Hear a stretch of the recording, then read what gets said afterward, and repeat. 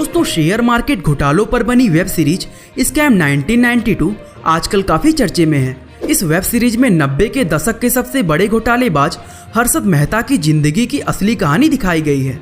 हर्षद मेहता को उनके समय में स्टॉक मार्केट का बेताज बादशाह कहा जाता था। लोग उन्हें स्टॉक मार्केट का अमिताभ बच्चन कहकर भी बुलाते थे। उनके बारे में एक बात बहुत पॉपुलर थी कि वो जिस शेयर को छू लेते थे वो सोना बन जाता था। लेकिन लोगों को जब पता चला कि जिसको वो स्टॉक मार्केट का भगवान समझ बैठे असल में वो एक बहुत बड़ा घोटालेबाज था, तो उनके पैरों के नीचे से जमीन खिसक गई थी। हर्षद मेहता ने लगभग 5,000 करोड़ का घोटाला किया था, जो भारत की स्टॉक मार्केट में हुआ अब तक का सबसे बड़ा घोटाला माना जाता है। और आज की हमारी इस वीडियो में हम हर्षद मेहता के जीवन और उनके द्वारा किए गए घोटालों के बारे में जानेंगे। तो चलिए अब इस रोमांचक वीडियो को शुरू करते हैं। दोस्तों, ये कहानी 29 जुलाई 1954 को शुरू होती है, क्योंकि इसी दिन गुजरात के पनेली मोती में रहने वाले एक छोटे से व्यापारी परिवार में हर्षद मेहता का जन्म हुआ था। हर्षद के जन्म के कुछ समय बाद ही उनके पिता शांतिलाल मेहता अपने परिवार के साथ मुंबई शिफ्ट हो गए थे, जहां उन्होंने अपना टेक्सटाइल का छोटा सा बिजनेस शुरू किया। काफी कोशिश करने के बाद भी ये व्यापार नहीं चल पाया, जिसके कारण उनकी फैमिली छत्तीसगढ़ के रायपुर शहर में शिफ्ट हो गई। दोस्तों, हर्षद के पिता ने रायपुर में अपना बिजनेस जमा लिया और इसी शहर में हर्षद ने अपना बचपन और स्कूल की पढ़ाई पूरी की। हर्षद को क्रिकेट का बहुत शौक था, जिसके कारण अपनी पढ़ाई में वो कुछ खास नहीं कर पाया। स्कूल की पढ़ाई खत्म होने के बाद हर्षद कॉलेज की पढ़ाई के लिए एक बार फिर मुंबई शिफ्ट हो गया और साल 1976 में उन्होंने लाला लाजपत राय कॉलेज से बीकॉम की डिग्री हासिल की।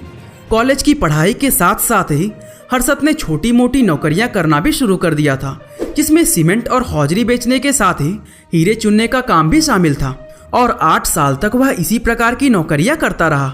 दोस्तों, स्टॉक मार्केट में हर्षद की एंट्री उस समय हुई जब उन्होंने द न्यू इंडिया एश्योरेंस नाम की एक कंपनी में जॉब करना शुरू किया। इस कंपनी में काम करते हुए उनकी दिलचस्पी स्टॉक मार्केट में बढ़ने लगी और साल 1981 में उन्होंने इस नौकरी को छोड़कर हरजीवन दास नेमीदास सिक्योरिटीज नाम की एक ब्रोकरेज फर्म को ज्वाइन कर ली। इस ब्रोकरेज फर्म में काम करते हुए उन्होंने प्रसन्न पर जीवन दास को अपना गुरु मान लिया और कई साल तक उनसे स्टॉक मार्केट के पैंतरे सीखते रहे। स्टॉक मार्केट में दिलचस्पी और बेहद तेज दिमाग होने के कारण हर्षद बहुत जल्दी ही स्टॉक मार्केट की सभी बारीकियों को समझ गए। दोस्तों, साल 1984 में स्टॉक मार्केट की सभी बारीकियों को समझने के बाद हर्षद ने अपने भाई के साथ मिलकर grow more research and asset management नाम की एक कंपनी को शुरू की और साथ ही बॉम्बे स्टॉक एक्सचेंज यानी BSE में बतौर ब्रोकर मेंबरशिप ले ली। दोस्तों, यहीं से उनका स्टॉक मार्केट का बेताज बादशाह और भारत का सबसे बड़ा घोटालेबाज बनने का सफर शुरू हुआ। साल 1984 से 1990 तक मात्र 6 सालों में ही हर्षद की कंपनी स्टॉक मार्केट की सबसे बड़ी कंपनियों में शुमार की जाने लगी। अपनी इस जबरदस्त सफलता के लिए हर्षद उस समय हर अखबार और मैगजीन में छाए रहते थे। देश और दुनिया के बड़े बड़े लोग उनसे मिलने के लिए तरसते थे। उनके 1550 स्क्वायर फीट के सी फेसिंग पेंट हाउस और बेहद महंगी लग्जरी गाड़ियों ने उन्हें एक बड़ा सेलिब्रिटी बना दिया था। हर्षद जिस भी शेयर को छू लेते थे उसकी कीमत आसमान पर पहुंच जाती थी। उदाहरण के लिए अगर देखें तो हर्षद ने ACC कंपनी के शेयर की वैल्यू मात्र कुछ ही दिनों में 200 रुपए से सीधा 9,000 रुपए तक पहुंचा दी थी। इसी तरह हर्षद जिस भी कंपनी में पैसा लगाते थे उसके स्टॉक की कीमत ऊंचाइयों पर पहुंच जाती थी, जिससे उन्हें करोड़ों रुपए का मुनाफा होता था। और यही कारण था कि बहुत कम समय में ही हर्षद कामयाबी की उन ऊंचाइयों पर पहुंच गए थे जहां पहुंचने की लोग कल्पना भी नहीं कर पाते हैं। जहां एक तरफ लोग हर्षद की इस कामयाबी और स्टॉक मार्केट में उनके अद्भुत ज्ञान को देखकर हैरान थे, तो वहीं लोगों के मन में ये सवाल भी था कि आखिर कोई व्यक्ति हर बार इतना सही कैसे हो सकता है। और लोगों के इसी सवाल ने हर्षद को आसमान से सीधा जमीन पर लाकर पटक दिया, क्योंकि साल 1992 में दुनिया के सामने हर्षद के घोटालों का पर्दाफाश हो गया और उन्हें गिरफ्तार कर लिया गया। 23 अप्रैल 1992 के दिन टाइम्स ऑफ इंडिया की पत्रकार सुचेता दलाल ने अपने कॉलम में हर्षद के इन घोटालों का पर्दाफाश किया था। सुचेता की इस रिपोर्ट के सामने आने के बाद हर्षद के खिलाफ सबूत मिलना शुरू हो गए और एक के बाद एक उनके सभी घोटालों का पर्दाफाश होता रहा। उनके खिलाफ कुल 600 सिविल सूट और 70 आपराधिक मामले दर्ज किए गए, जिसके लिए CBI ने उन्हें और उनके भाइयों को 9 नवंबर 1992 के दिन गिरफ्तार कर लिया था। अब सबसे अहम सवाल ये था कि आखिर हर्षद मेहता इतने सालों तक इतना बड़ा स्कैम करने में कामयाब कैसे हो पाया और वो कौन सा तरीका था जिससे उसने इस घोटाले को अंजाम दिया था। इन सभी सवालों के जवाब पत्रकार सुचेता दलाल ने अपने कॉलम में दिए थे।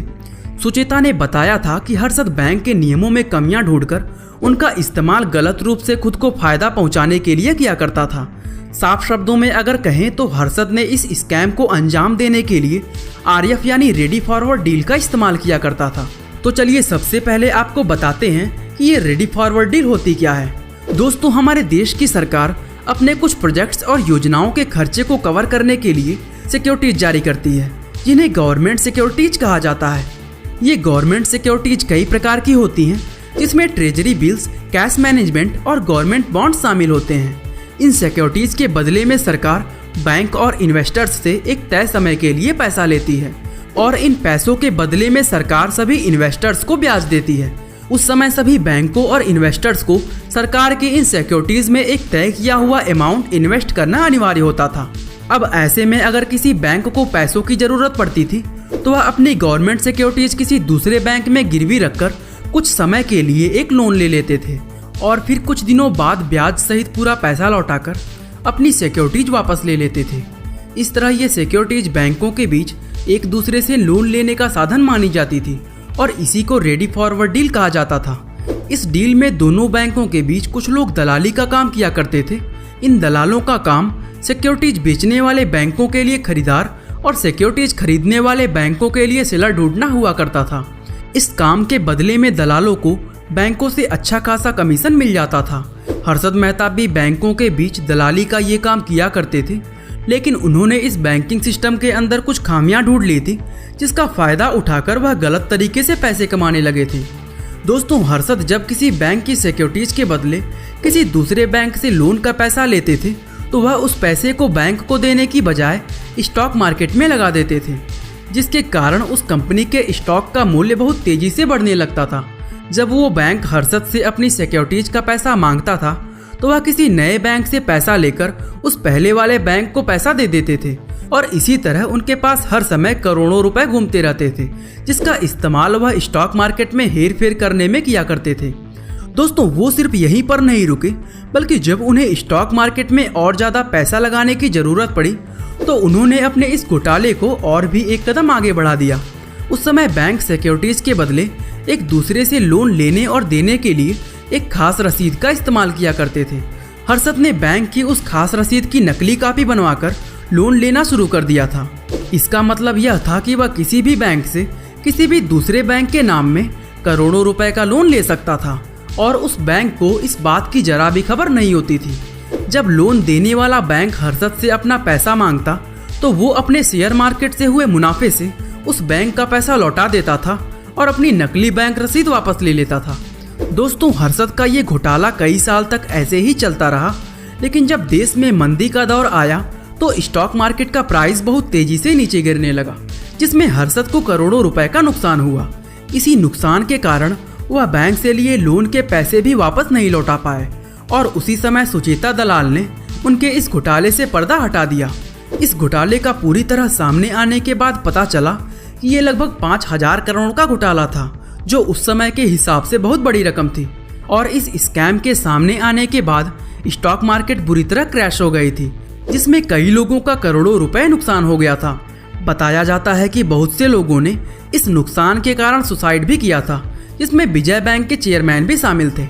हालांकि हर्षद को गिरफ्तार करने के बाद उन पर बहुत से अलग अलग मुकदमे चलाए गए, लेकिन उनकी मौत होने तक उन्हें सिर्फ एक ही केस में दोषी पाया गया, जिसके लिए उन्हें 5 साल की सजा सुनाई गई थी। हर्षद को महाराष्ट्र की ठाणे जेल में कैद किया गया था, जहां 31 दिसंबर साल 2001 की रात को हर्षद को सीने में दर्द होने की समस्या हुई और रात के करीब 12:30 बजे 47 साल की उम्र में उनकी मृत्यु हो गई। दोस्तों, आज हर्षद द्वारा किए गए इस स्कैम को लगभग 30 साल बीत चुके हैं, लेकिन आज भी ये भारतीय स्टॉक मार्केट का सबसे बड़ा स्कैम माना जाता है। बाकी आज के लिए बस इतना ही। उम्मीद है आपको हमारी आज की यह वीडियो काफ़ी पसंद आई होगी। और दोस्तों, ऐसे ही इंटरेस्टिंग वीडियोस को लगातार देखने के लिए हमारे चैनल को लाइक, शेयर और सब्सक्राइब करना बिल्कुल ना भूलें। आपका बहुमूल्य समय देने के लिए बहुत बहुत धन्यवाद।